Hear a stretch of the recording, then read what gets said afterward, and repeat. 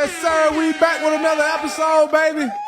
I know y'all see it, man, look a little different right now because I'm up here by myself. You know what I'm saying? But hey, that ain't gonna stop nothing. You know what I'm saying? But I'm up here by myself for a reason. My co-host, Blah, that guy, he's under the weather right now. But I know he's gonna bounce back. He's gonna come back strong. You know what I'm saying? And now that small thing to a giant. So Blah, you watching right now, brother? I know you're gonna get back on your feet. He under the weather right now, which is a lot of people out there. So they don't make no difference. And y'all see we got a chair right here, and we got a microphone right here. It's for a reason. And I know some of y'all like, why the intro ain't playing right now? It's a reason the intro ain't playing as well. So before we get into all that, I want to wish everybody a happy Sunday. Hope everybody had a great day today. You thank the man above, you know what I'm saying? And also, I want to wish everybody a great week coming ahead, because you know, tomorrow, and me and Black always say tomorrow, Monday. You know what that means? You got a long work week, baby. And take your time during that work week. Don't let them work you too hard. But we got all that out the way. Like I said, my boy under the weather right now. I know he watching. We're going to put on for you, brother. Brothers from another mother. We named it that for a reason. But tonight, we got something special for y'all, baby. I'm telling you. I'm going to refer back to what I said. The reason the intro ain't playing, because we got the musician, the producer, here live tonight to give it to y'all, plus another song from his EP. When I tell y'all this man is talented, and I consider this man a real deal friend, a close friend. He's a father, he's a brother, he's an uncle, he's a musician, he's a producer. Can't forget he's a husband. And most importantly, he's a man of God. Ladies and gentlemen, give it up for Mr. Terell Horton. Yes, sir. Nice to have you here. Thank you for having me. Episode 7, baby. I told y'all we're going to give y'all a little something different this time. It's always the first time for everything. Yeah. You want to go ahead and give me a little breakdown about yourself real quick before we get into it? Yeah, so my name's Terell Horton. Man, I'm a husband, father, man of God. Live out in Lexington, Kentucky. You know, been there since pretty much my early childhood. So yeah, man, just doing the thing. Doing your thing, rapping. Yeah, trying to do a little something. You know what I mean? I'm already knowing. The reason, I'm going to tell y'all a story about how we met. We met at work, of course, but the reason I say I consider this man a real close friend is it was this one point in time I was going through real hard times in my life, and I needed some help. And, you know, as men, we sometimes have a problem going to other men and confiding in them. I didn't have a problem with it because I knew him. You know, I didn't know him, but from the conversations we had at work, I knew he was a good guy. So I went to him when we was at work one day, and I told him, like, I got some stuff going on right now, and as man to man, I'm coming to you man to man. I need your help. The first thing he told me was, man, you come to church. And he welcomed me to his church with open arms. And man, I can never tell you how much I appreciate that. Because I really needed that at that time, brother, for real. And I really appreciate you for that. Nah, man.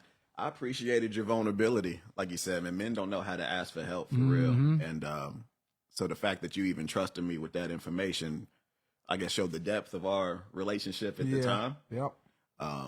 But your willingness just to come, you know, was a big deal. Yeah, like you said, a lot of men don't want to open up. They want to remain strong and solid. Sometimes, man, you got to open them doors and tell somebody what you got going on and how you feel, because it means a lot. You know what I'm saying? No, 100%. But I'm really kind of, down right now because my boy Blind here. And I know you're watching, but I wanted y'all to be here together to tell y'all, since I've got out of school, since I've got my life together, me and my wife, soon to be wife, me and my fiance had our kids, you two have been the most inspirational people, however you want to put it, people that I've met since I got my life together with my fiance. And that's why I really wanted y'all here at the same time, so I could tell both of y'all that face to face. Like, y'all two really mean a lot to me, bro.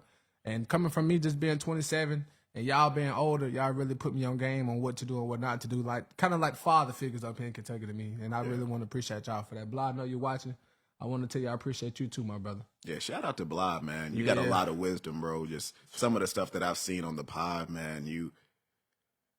It's evident, one, that you truly believe what you're saying. It comes from a real place, and that you have a genuine care, to see brothers do well, man. And that's it's always encouraging to see, man. It's not just about, who's in our close circle, man, but you always want to bring people in and encourage them. Yep. You know what I'm saying? Build them up where other people have torn them down and all that. And I can tell that that's something that you just made a lifestyle out of. So, bro, I'm super encouraged by what I've been seeing. He definitely stand on what he mean. That's another thing I like about it. You know what I'm saying? Whatever you say, he mean business. Right. And if he say it, he live by it and he stand on it. But I think we're finna go ahead and get into this intro with him. You ready? Yeah, let's do it, man. Let's do it to him.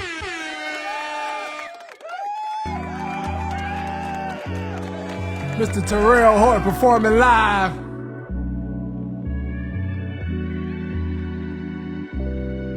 Yeah, yeah.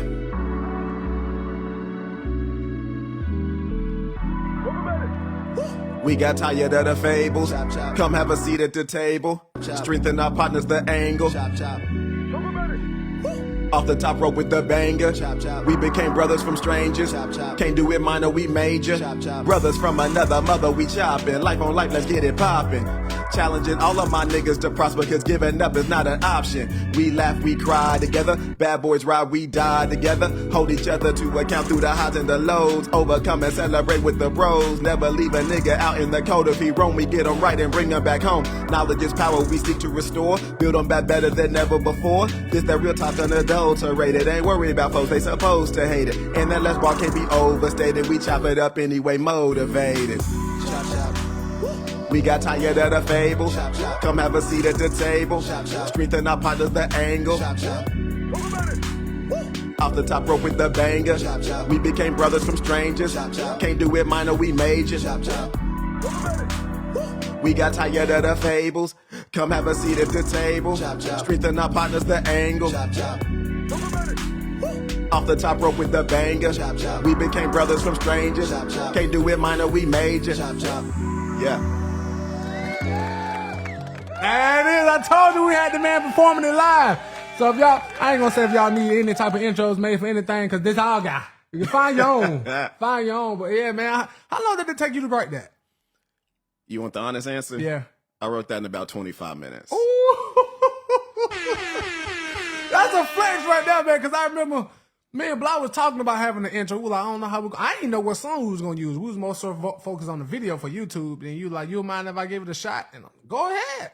And when you sent it to me, bro, I'm like, this it. So I sent it over to him immediately. He ain't text me back. He called me. He like, hey, that's it, that's Jay. I'm like, I'm already knowing. So we knew from rip we was finna use that. I sent it to my fiance. She like, yeah, y'all need that. But bro, that's 25 minutes to write that? Not well. Yeah, so I had the beat already. You know, it was something that I made probably a couple weeks before I hit you about doing the intro.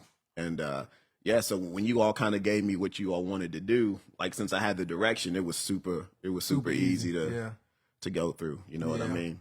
That tells you really been doing this rap thing for a long time. For you to make something like that in 25 minutes, bro, that's some good music, bro. I appreciate that, man. Thank you. Yeah. But yeah, we're gonna go and get into it. If any of your people watching tonight, hey everybody, how y'all doing? What's going on? Time to put this man on the spot because he's very talented. He's a man of God, and when I say he's a good brother, he's a good brother. And you gotta look out for the ones that look out for you. You know what I'm saying? In life, that's how it works. You gotta look out for the ones that look out for you. So we're finna get into it. All right, let's do it. What was your childhood like? Where were you born and raised? And how did you come up? Born in Louisville, Kentucky. You know, I come from a military family. You know, mom and dad both? Yeah, mom and dad both. They met at Fort Knox. Here in I guess it's in Radcliffe, Kentucky.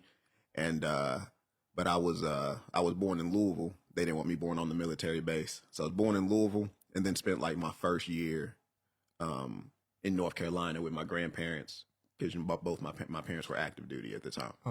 So I was there, but they said born in Louisville, raised in Lexington though. You know what I'm saying? I've been in Lexington since I was, I want to say 4 or 5 years old.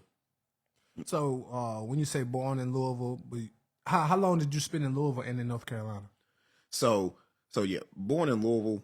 We was there through the hospital stay and went to North Carolina. Off rip, just went straight to North Carolina. And you stayed there for a couple of years or so? No, I was there for I don't know, like 8 or 9 months. It wasn't super long. You not of course not anything I really remember. This is just stuff that my mom's has told me. Yeah.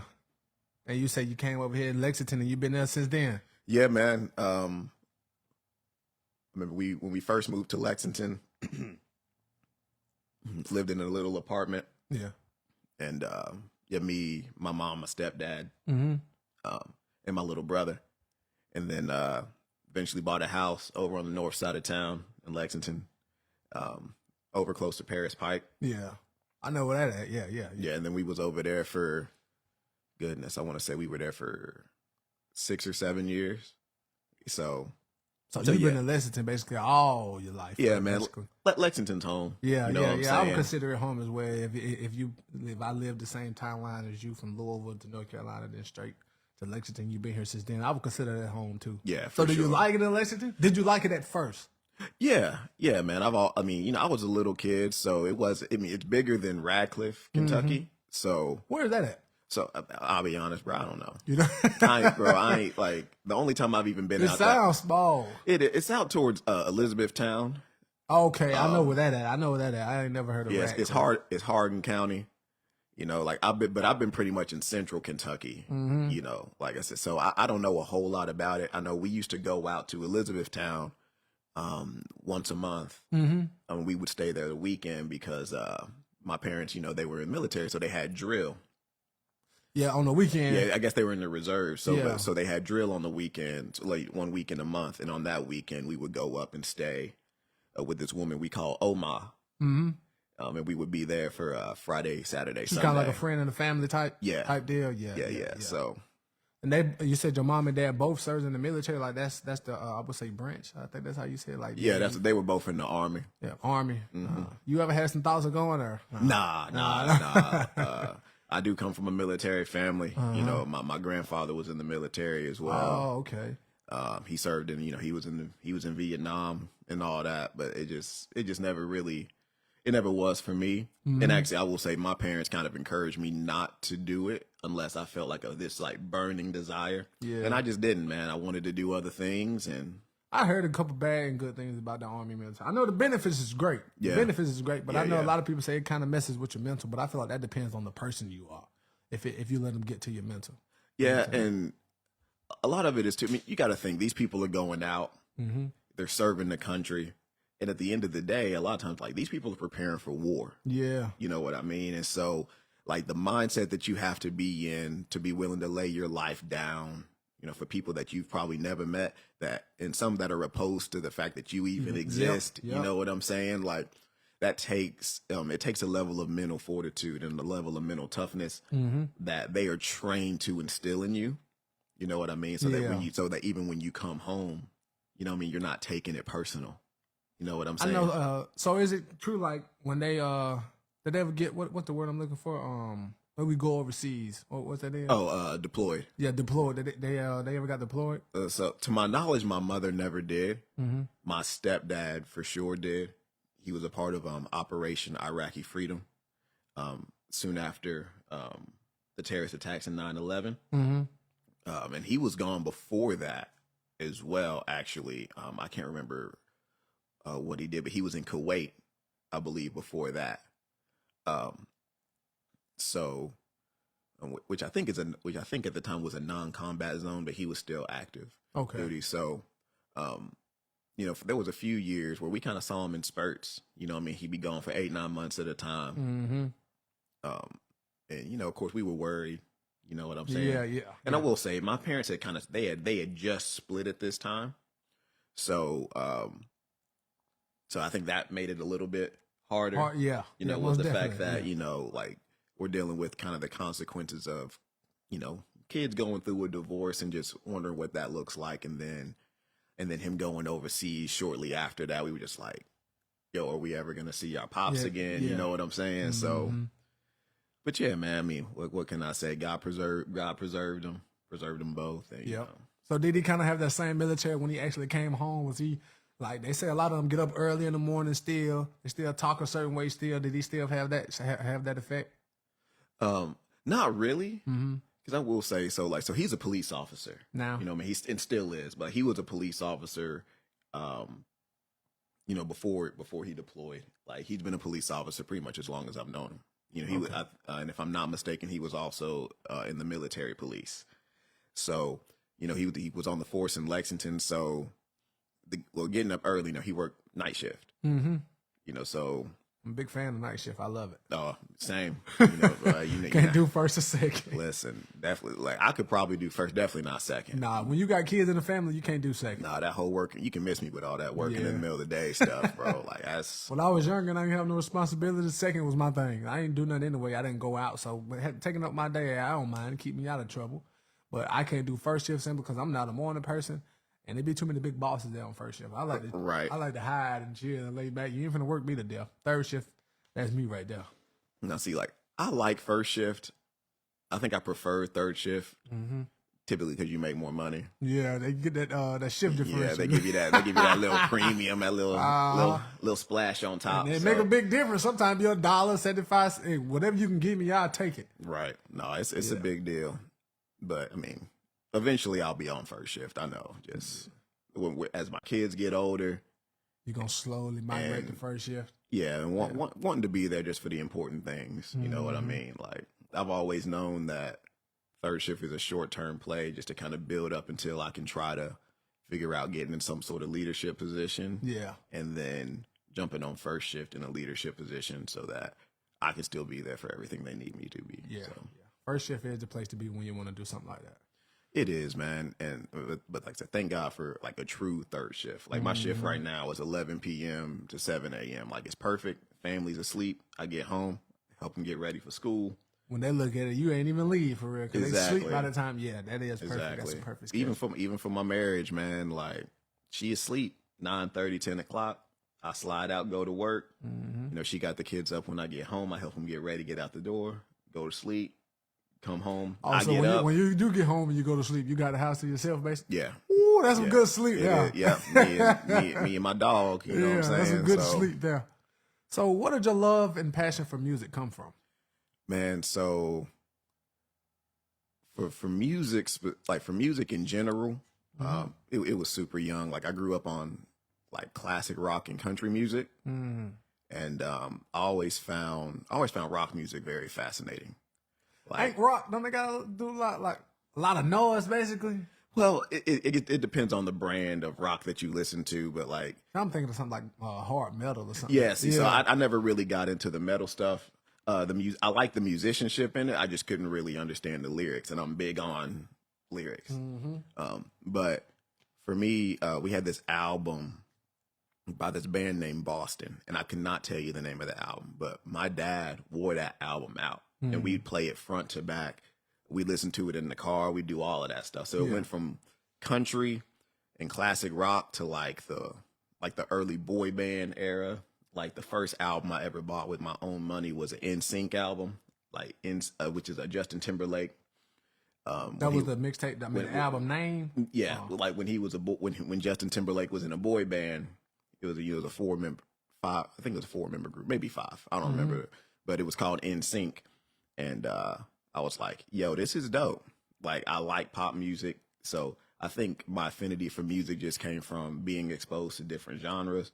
But I didn't really get into hip hop until I heard this song called "Still Not a Player" by Big Punisher, and I ain't never heard it. I gotta listen to that. bro, listen, Big Pun is one of my all-time favorites. He died pretty early in his career, but because he was like 700 pounds, like big. Oh, boy. he was okay. I was gonna ask you how did he pass, but it's kind of 700 may be an exaggeration, but he's a big boy. yeah. He was. He had the lungs to rap. Yeah, well, he would the story is that he would punch in everything. Like he'd say a couple of lines and then he'd have to stop and then go back. But one of the most gifted rappers I've ever heard. But I heard "Still Not a Player" on a field trip in daycare of all places. Like, so what happened was we went to this old Kentucky Chocolates factory that they got up in Lexington, and we didn't have enough room in the van for everybody. So I rode with one of the teachers, me and these 2 other guys. And I guess she wasn't playing by the rules that day, so she just turned on the radio. And man, "Still Not a Player" came on. We was on the way home from the factory. I'd never heard it, and they were jamming. I mean, they was rocking out to it. I was like, I've never heard this song. But bro, I was blown away. I was like, bro, what is this? How old were you at the time? 7. Okay. And Big Pun. Yeah, and so it's so distinct. I was sitting in the back seat, of the car, and I just remember like seeing everybody, like how infectious it was. I'd never heard a beat quite like it. And then there's a singer named Joe who was singing the hook on it, and it has this bridge and this breakdown on it that's in Spanish because Big Pun is Latin American.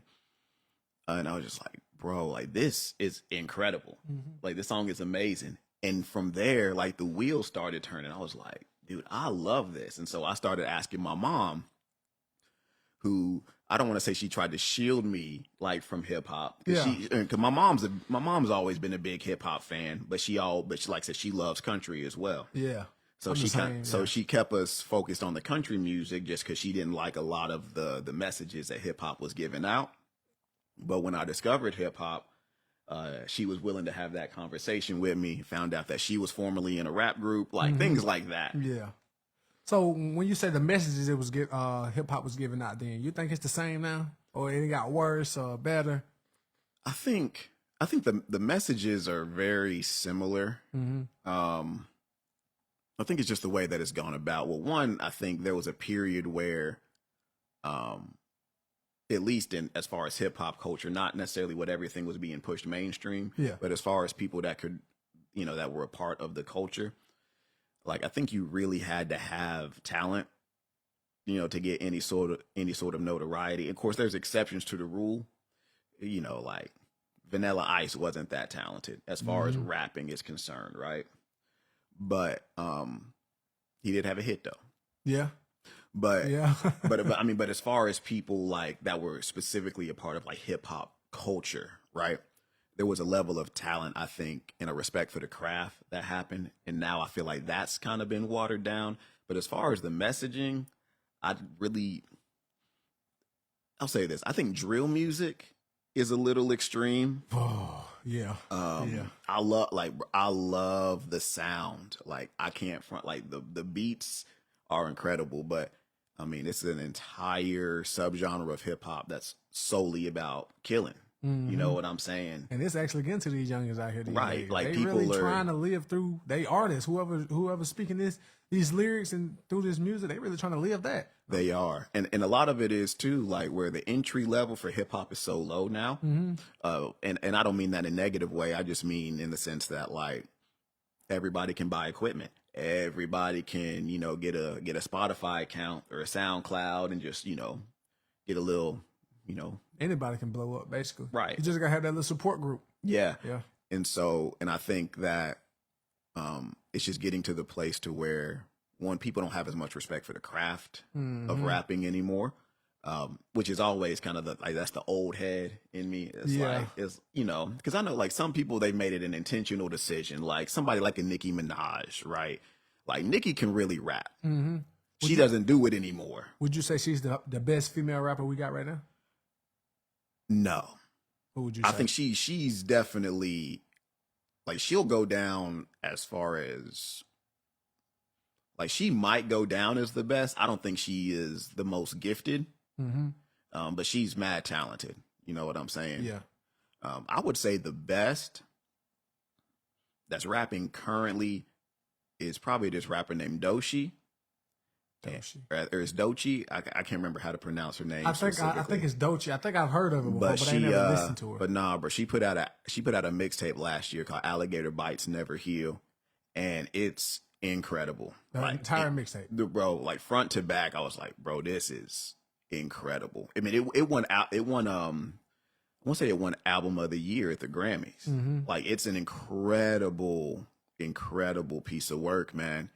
And so I would say her, but man, if I have to pick a female rapper in history, it's Missy Elliott, bro. Like hands down. Yeah, Missy Elliott had her run. She had her run.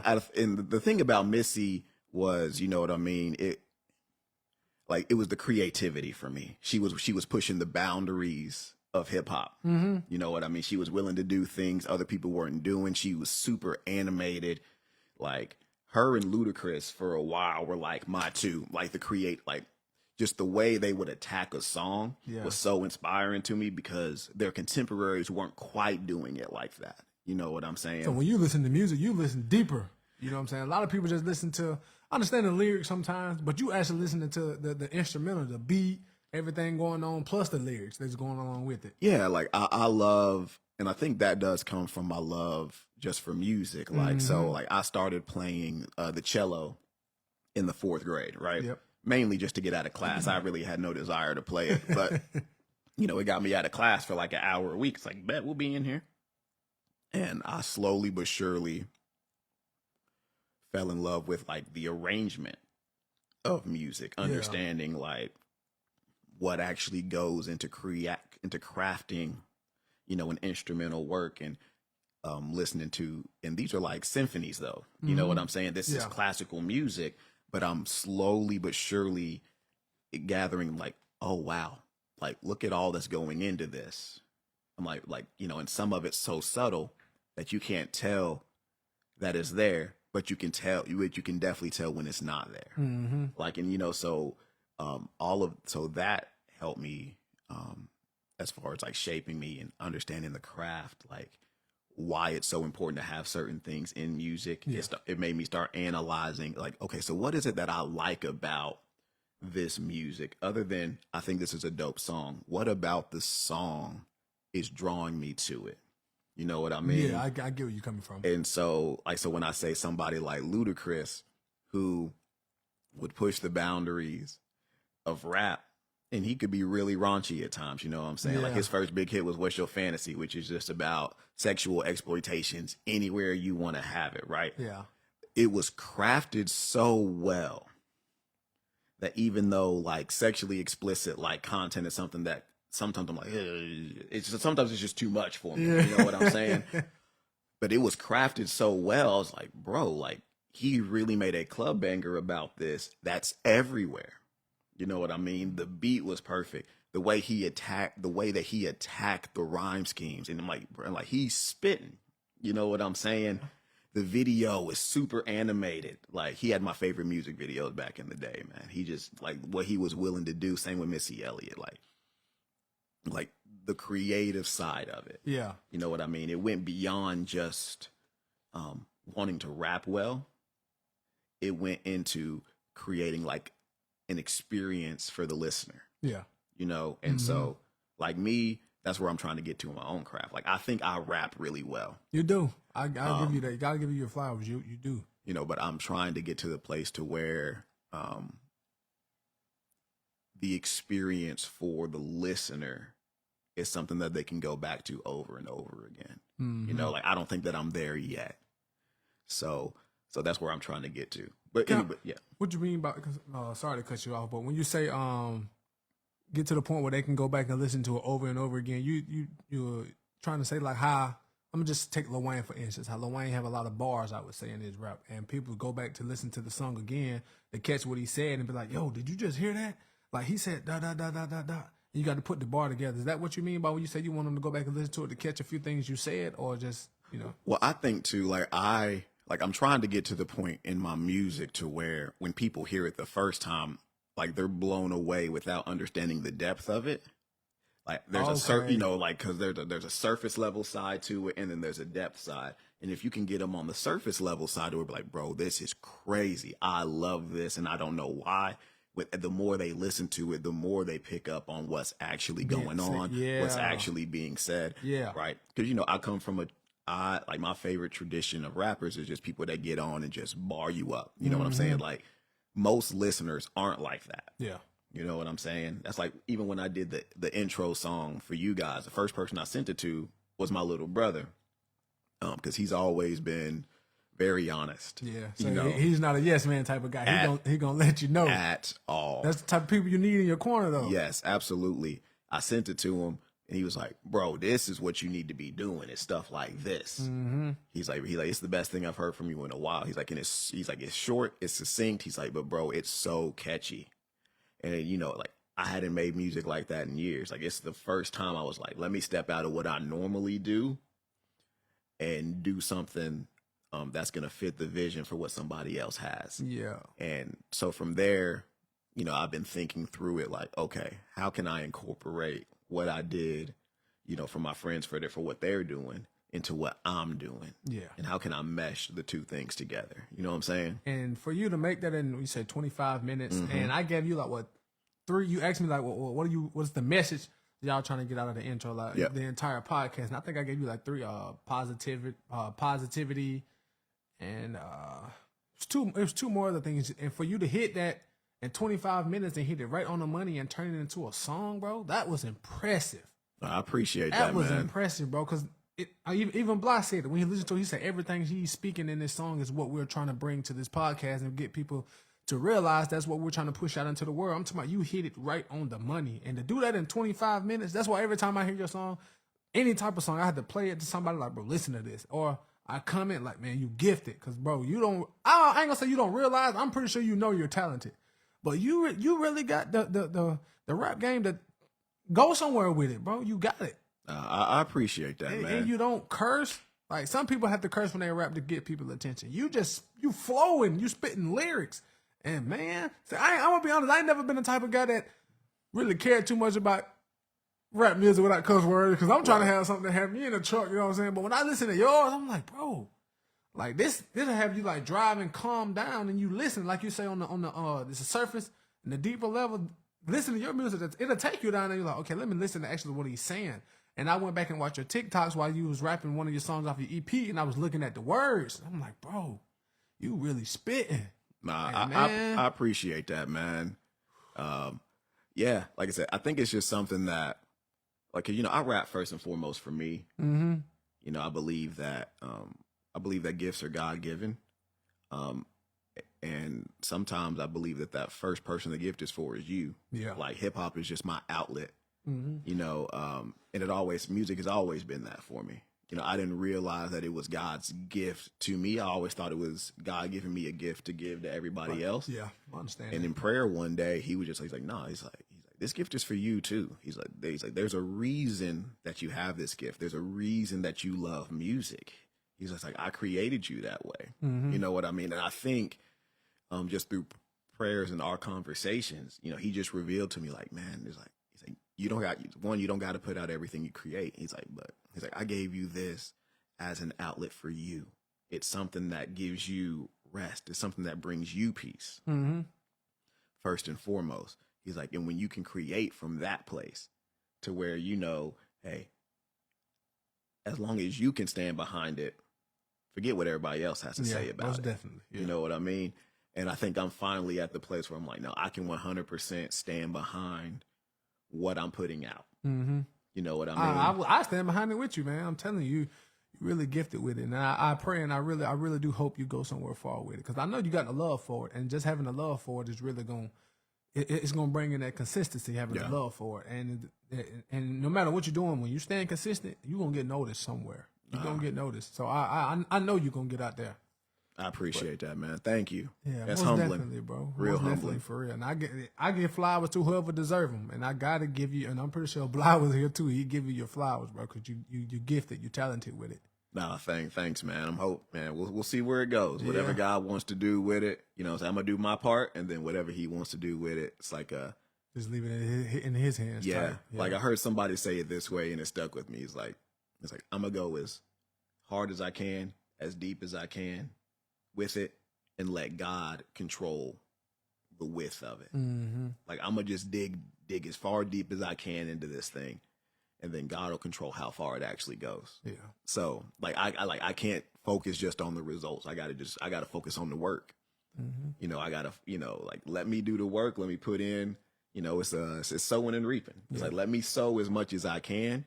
I was like, but I don't determine what the harvest looks like. Control what you can control. Exactly. That's in God's hands. You know what I mean? So I think it's helped me to not put so much pressure on myself to make everything I like. It's like, yo, it's got to be a smash because somebody got to pick this up. It's like, man, I don't get to determine that anyway. Yeah. I may think it's the dopest thing ever and nobody like it. And then there's songs that, you know, I'm like, I think this is cool. You know, I can stand behind it. People are like, yo, this is it. You know what I mean? Like, I don't get to determine that stuff. Mm-hmm. So it'll always be it to you. You know what I'm saying? Exactly. Yeah. Exactly. So at what point in your life did you fully commit to serving God? Man, so I was 15. Mm-hmm. I was in a church service and,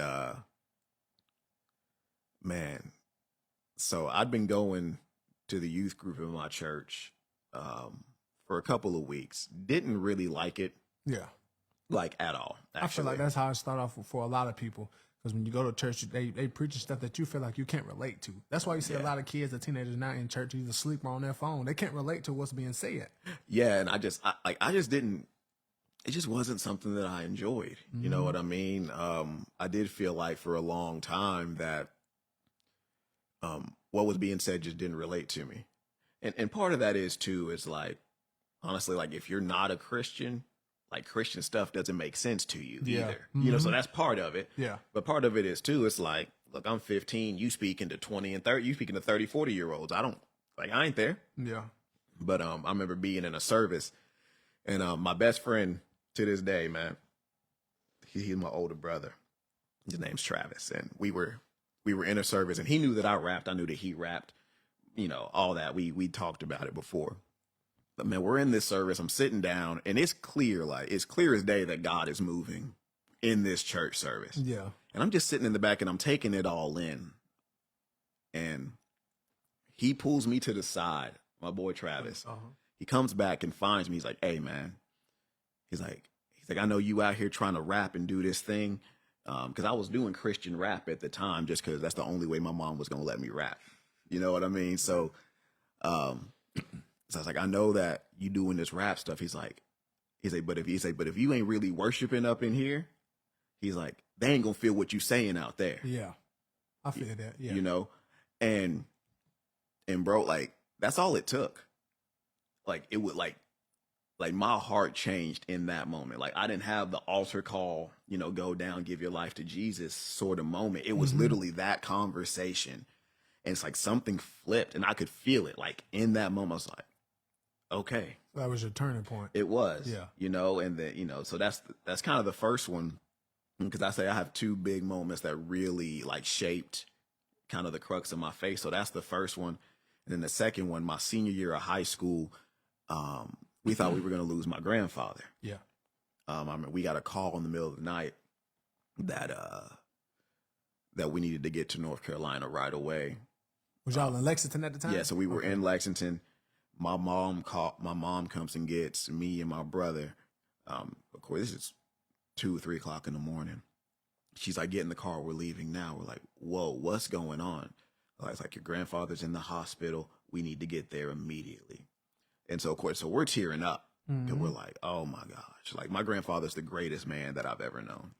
But fortunately, he's still here. But the greatest man that I've ever known. But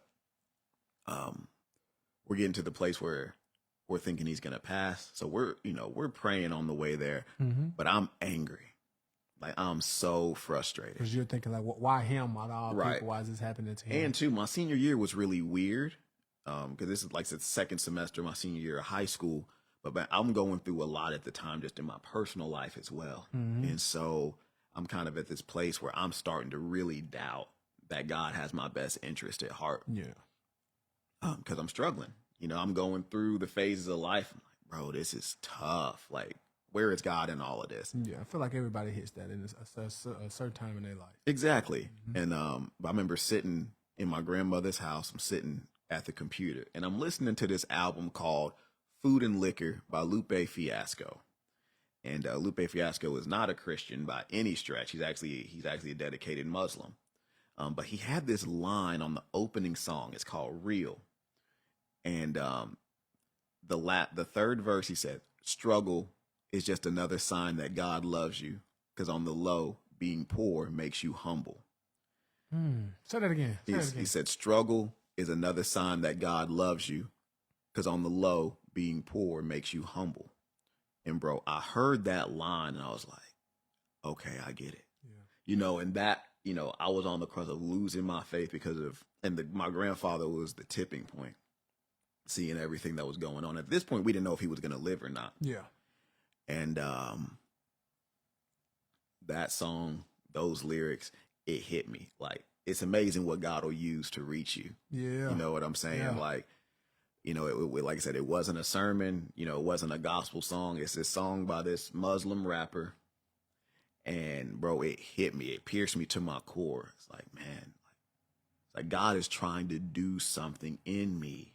Trying to reach you somehow. Yeah, through my struggle. Like, you know, and that's the thing about being a Christian, man. Like, there's no wasted moments. You know what I mean? Like, when you're following the Lord, when you've committed your life to him, like, there's no wasted moments. He is using everything that you go through for his glory, first and foremost. Like, let's just be very clear about that. Like, he is about his business. He's about his glory. Nobody's going to outshine him, right? Yeah. But He's working something in you. He is making you into who you're supposed to be through all of these moments, through the highs and the lows. He is turning you into his image and making you who he has always desired for you to be. Right. That's powerful. And I think that song really struck it for me right there. I was like, okay. And so that was like I said, so that was at 18. So those two things in that 3-year span are really what I was able to stake kind of my faith on. You know what I mean? Yeah. So like coming up as a kid, was you heavily involved in church coming up as a kid? So we were in church pretty much since I was a kid. We went to this small church called Harvest Worship Center. That was the first church I remember going to. And that church taught me a lot, even at a young age. Like, it taught me the importance of sharing your faith with people. Like, we used to do this thing because it was over in Cardinal Valley in Lexington. And they used to take us as kids, and I mean 7, 8, 9 years old. They would choose 2 kids every Sunday, and you would go out with one of the leaders of the church, and you would go around the neighborhood and share your faith with the people that lived in the neighborhood at 7, 8, 9 years old. And they would allow you to, like, you would initiate the conversation. They kind of gave you some talking points, and they just helped you kind of walk through what it looked like to share your faith with people. Bro, it was powerful. I know it was kind of difficult at the time to be that young. Yeah. Oh, terrified walking up to strangers and sharing your faith. But man, it taught me so much. I was like, bro, these people are really about it. You know what I'm saying? And to this day, and I'll be honest, it's still the only church I've been to that was super intentional about getting you to share your faith with people. Yeah. You know, but you know, we were kids. It was a staple of their church. They're like, no, we are here in this part of town to reach this part of town. So we got to know the people in this part of town. We got to mix in with the people in this part. We can't just, you know, it's like, we're not just here to have a church service. We're here to serve the community. How can we serve the community if we don't know the needs in the community, if we don't know people in the community, right? Bro, it was life-changing. Like, I will never forget those moments. You know what I'm saying? I went out twice. So did you, while y'all was doing that, did you run into a family or individual that didn't really have faith in God, didn't believe in him? Yeah. So we ran into a few. And, but you know, ain't nobody just going to brush off a little kid. You know what I'm saying? They're not going to be rude and be like, get that BS out of my face, blah, blah, blah. But, you know, we did have people that would say, you know, I'd rather not talk about it. You know, and then you just move on, you know what I'm saying? But there were people, that were kind of in a position that I was when I was 18, like struggling in their faith, like on the verge of walking away from God, or had already been like, nah, I'm done with all that. And we got to pray for those people. We got to share our hearts with those people. Like I said, I ain't been through nothing at 7, 8, 9 years old that I can really give to an adult. Yeah. But, you know, Jesus never said that it was in the power of your words. It's all in his power that people come to salvation anyway. We just got to be faithful to say the things that he tells us to say. Yeah. He's the one that does the work. Like, my words don't have any sort of power to change anybody's life, in that kind of way, in a salvation way. That's all the work of God. And he just asked me to be faithful and to do what he said to do. Yeah. You know what I mean? Yeah. So, but that was powerful. And so, yeah. And then from there, we didn't go, there was a point where we didn't go as much after my parents divorced. You know, I think, my mom she was trying to figure out some things, you know what I mean? You know, right. Which, I mean, after it's a lot to go through. And I don't want to say it was a long period, you know what I'm saying? It was probably a few months in there. But we weren't going. And then she was like, hey, found this church. We're going to go here. You know what I mean? Yeah. So yeah. And then I was at that church for 17 years. That's, whew. Yeah. So that's a good stretch. Yeah. I got saved in that church, pretty much, you know, raised and saved in that church, and was on staff at that church for a little bit as well as a middle school pastor. And then, like I said, helped start a youth group that's still running there to this day. You know, my partner, he still leads it. He and his wife. Yeah. And then, you know, we felt like it was kind of time for a change. at a certain point. So we're at the church Currently, we're at yeah. now, which is Man of War Church of God out in Lexington. So yeah. So, what would you say your favorite Bible scripture is, and why? I'm gonna butcher this, but it's Ecclesiastes 11:4. It says, "Farmers who wait for perfect weather never plant. If they look at every cloud, they never harvest." And the reason it's my favorite verse, it's just showing like, hey, listen, there are no perfect circumstances to do the work that you need to do. It's like nothing. It's never just gonna line up the way that you think it should. It's like, and you don't get to control the results anyway. It's like, but you can control the work. And if you're waiting for the right time to do something, it'll never happen. So I hope y'all listening out there, man. So it's like, so go ahead and be about your business anyway. It's like, and then, like watching for the class, like, don't worry about what's happening. It's like, handle your business, do what it is that you need to do, whatever that thing is that I'm putting in your heart for you to do, be about doing it. It's like, because it's there for a reason. It's like, and let me control the results. It's like, the weather's going to come, the rain's going to come, all this stuff's going to happen. There are going to be so many things that are going to catch your attention to pull you away from doing what you need to be doing. It's like, but focus on doing the business, handle it. It's like, and I'll handle the other part. Boy, talking about God, you got me about to tear up over. You got me about to tear up over here, boy. 'Cause sometimes you just never know what somebody need to hear, man. I really hope y'all out there listening, because I'm just hearing you tell me that, and hearing, us having the conversation about our Lord and Savior, man. I'm really over this tearing up. Nah, man. It's one of those things, man. Like, me, I try to be an open book. Not perfect. Have made plenty of mistakes and bad decisions. Let's just call them what they are. Yeah. Not everything is a mistake. Some things are just bad decisions. I'm a firm believer in that as well. Yeah. If you had a choice and you went out there and you did something, that wasn't a mistake. That was just a bad decision. Exactly. Like we grown, you know what I mean? Like, a lot of the stuff we say are mistakes now truly are just bad decisions. Yeah. And the quicker you own up to that, quit saying everything's a mistake and there's a decision, the quicker you are, to evolve and grow as a person. Exactly. Like you said, not everything is a mistake. It was a bad decision. Exactly.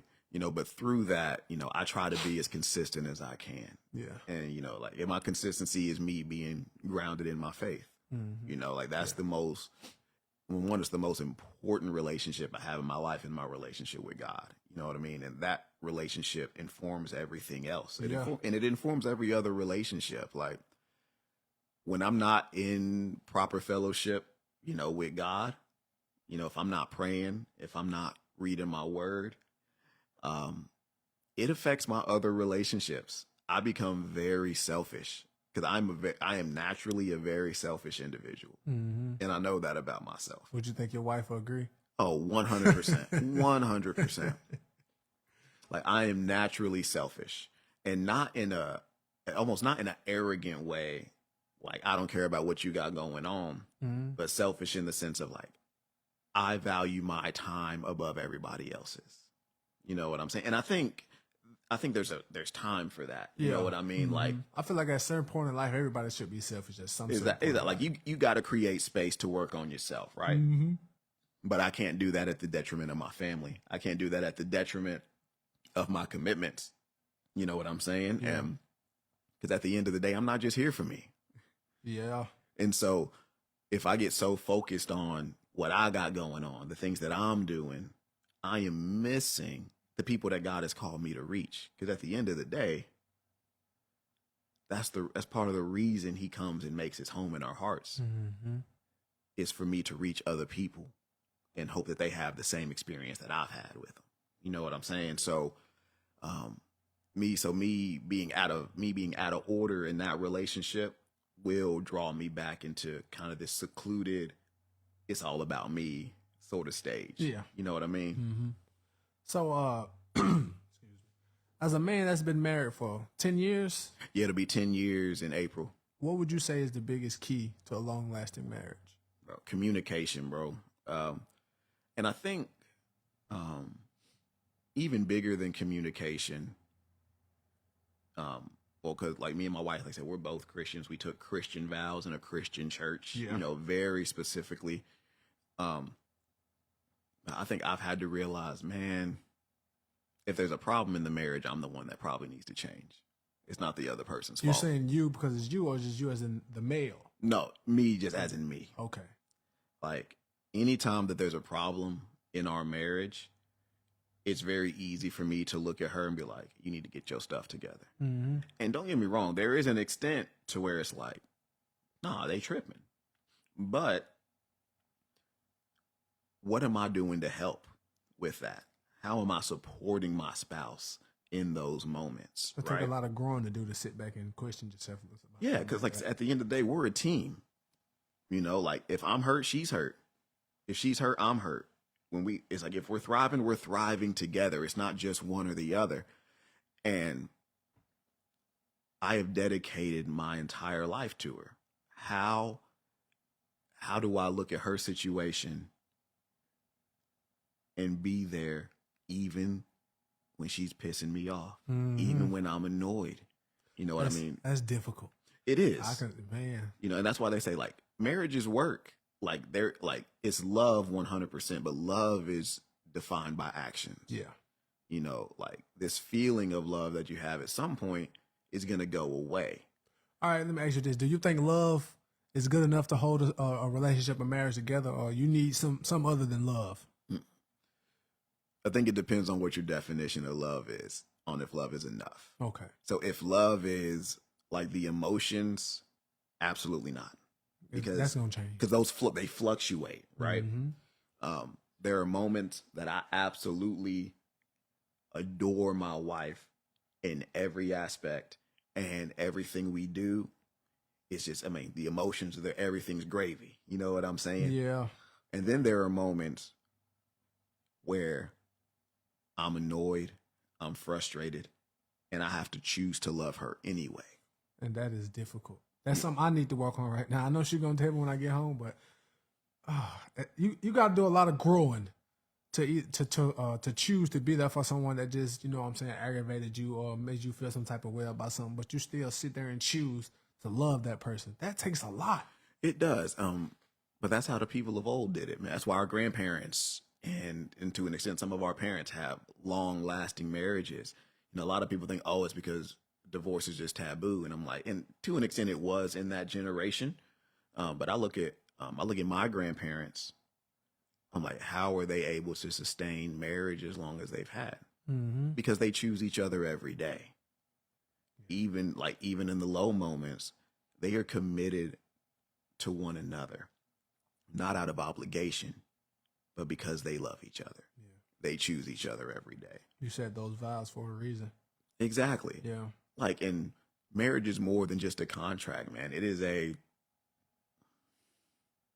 It's a covenant, especially if you believe in Jesus. Like, it's a covenant that you have made with your spouse.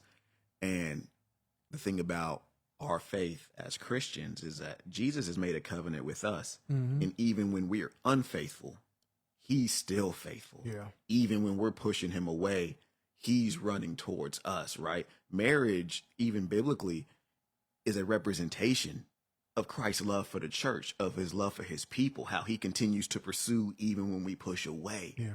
Even when we're annoyed with the way life is going, he is continuing to seek after us. And successful marriages arm themselves with that same mindset. Like, no matter how much they're pushing me away, no matter how much I'm pushing them away, there's a pursuit that happens. And it's not always 50-50, man. Like, there are times where my wife is doing 80-90% of the work to make this marriage work because I'm frustrated. Got a lot going on outside of the marriage. Exactly. Like, I'm falling apart, and and she's doing 90% of the work and picking up my slack. And there's times that I have to do the same for her. Yeah. You know what I mean? But that's what a covenant is. You're committed to each other no matter the circumstances. Mm-hmm. And I'm not saying there's never not a reason for divorce. You know what I'm saying? Like, there are certain reasons for divorce. I won't get into it. Yeah, you know what I'm saying? Yeah. Like if you in an abusive marriage, like, get out of there. You know what I'm saying? Like It's there only are gonna get things, worse. there are specific things. I'm like, nah, but I think, and I hate to be that dude, but like, if it's just because things are hard, then you don't like doing hard things. Mm-hmm. If you leave something because it's hard, you most likely ain't gonna be committed to nothing in your life. Exactly. Because no matter what you're going through in life, everything is gonna hit you at some point in time, and it's gonna be hard and it's gonna be difficult. But it's the love that you have for whatever that is that's hard. It's the love that you have that's gonna continue. That's gonna make you continue to deal with it and try to get through it. You know what I'm saying? Yeah. And that has to be established from the jump. Yeah. Like, I think if you're not on the same page in that regard from the jump, it is going to make your marriage a lot more difficult. Mm-hmm. You know, if you're not saying, hey, when I took these vows, I actually meant every word that I said. It wasn't just a ceremony, but no, like, we are really committed to keeping these vows. You'll jump ship. And I think typically that's probably what happens, is that one person is super committed to the vows and one is semi-committed to the vows. Yeah, you gotta be on the same page. You know, and it's not that you don't break them. Like, sometimes you might break those vows, but you're committed to trying to keep it again. Mm-hmm. You know what I'm saying? That's where the work comes in. Is that the reason why some people? No, some people say they renew their vows every year or so, every year, 5 years, something like that. You think that's the reason why? Yes, it's showing your spouse, like, hey, I'm showing you and the rest of the world, for that matter, and the people that are here, like, we did this once, but I am actually recommitting my life to you again. Mm-hmm. You know, it's like I've grown, you've grown. We're in a different stage of life, and people typically do it at those milestones. You know what I'm saying? 5 years, 10 years, because your life's changed in a dramatic way during that time. Yeah. You know what I mean? Like, sometimes, like, after that first year of marriage, you'd be like, bro, what was I thinking? It's like, I They can't say the first 7 years is the hardest. Yeah, bro. So it's like, I can't be with this person forever. Like, what are we doing? Why did we think we was gonna do this? You know? And then you start having kids, and it becomes even more complicated because people feel like they're being neglected because of the kids. You know what I'm saying? It's like men go through that a lot, especially like once you have kids, the wife is so committed to what they have to do with the child because that's her role, that's her job. You know what I'm saying? Like, she is the nurturer in the relationship. She has a duty to that child.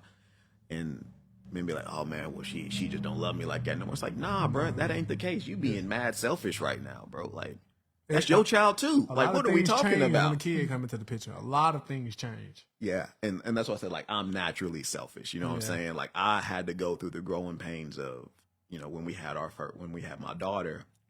It's like, man, I'm not gonna get all the attention anymore, but I don't need it either. Mm-hmm.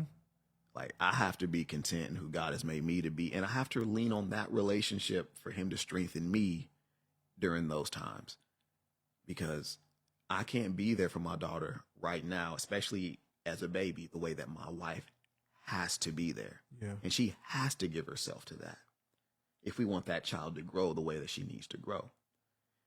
You know what I mean? And as she's gotten older, definitely. as the kids are getting older, we are seeing, okay, cool. Like, we have more time for each other. It comes in waves, man. Mm-hmm. You know what I'm saying? And you have to be able to ride all of the waves that come with it to make it work. Yeah, most definitely. So you currently have an EP out right now, right? Yes. It's called Rot Sessions, Volume 1. Rot is just Run On Thoughts. Mm-hmm. It's just a bunch of raps. So you want to tell people how to find it? Yeah, man. If you look up Nappy Hughes, you can find it on anywhere music is streamed, Spotify, Apple Music, Deezer, YouTube, all of that stuff, man. It's all there. Want to give them a little sample of it? Yeah, man. Let's go and get into it, bro.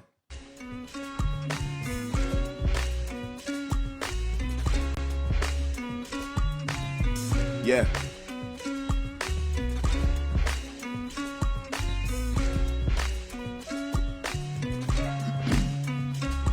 Yeah.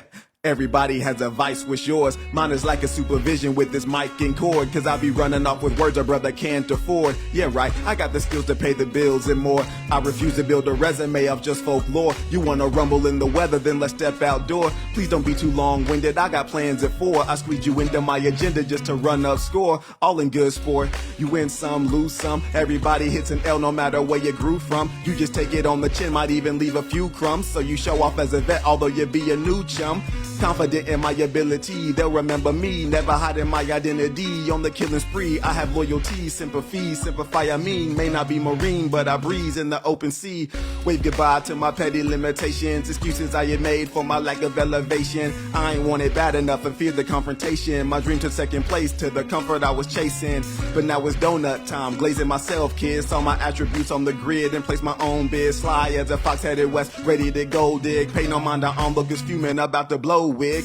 Envious, they ain't walking in my 12. Instead of stepping on their own path, they raise hell. Label it constructive criticism, I can't tell. Their own comments don't hold water, man, they ain't well.